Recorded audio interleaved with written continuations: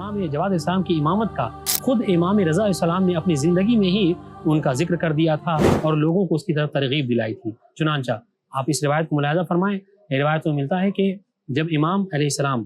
طوس تشریف لا چکے تھے، یعنی مشہد جو کہ آج مشہد کے نام سے پکارا جاتا ہے، جب امام طوس چلے آئے تھے، روایت میں ملتا ہے کہ ایک شخص امام کی خدمت میں امام کی خدمت میں آنے کے بعد عرض کیا کہ مولا میں نابینا ہوں، میں یہ چاہتا ہوں کہ آپ اللہ تعالیٰ سے دعا کیجئے کہ پروردگار عالم مجھے بینائی عطا کرے۔ امام رضا علیہ السلام جو کہ اس بات پر قادر تھے، اگر چاہتے تو معجزے کے ذریعے سے، کرامت کے ذریعے سے اس شخص کو بینائی عطا کر سکتے تھے، لیکن امام نے اس شخص کو بینائی عطا نہیں کیا، بلکہ ایک خط لکھا اپنے بیٹے، اپنے فرزند مدینے میں امام جواد کے نام، اور اس نابینا شخص کے حوالے کیا اور کہا کہ مدینے میں میرا فرزند جو، اور آٹھویں امام کے بس ایک ہی فرزند امام جواد تھے، کہا کہ مدینے جاؤ اور جا کر میرے فرزند سے ملاقات کرو،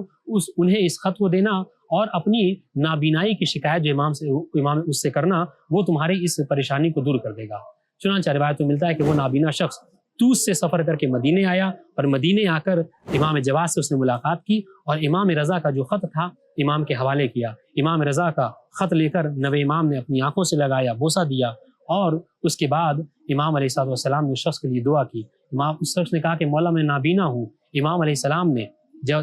تاریخی جملے ہیں کہ امام نے فقط اپنے ہاتھ کو اس شخص کی آنکھوں پر پھیرا، اس شخص کی بینائی پلٹ آئی۔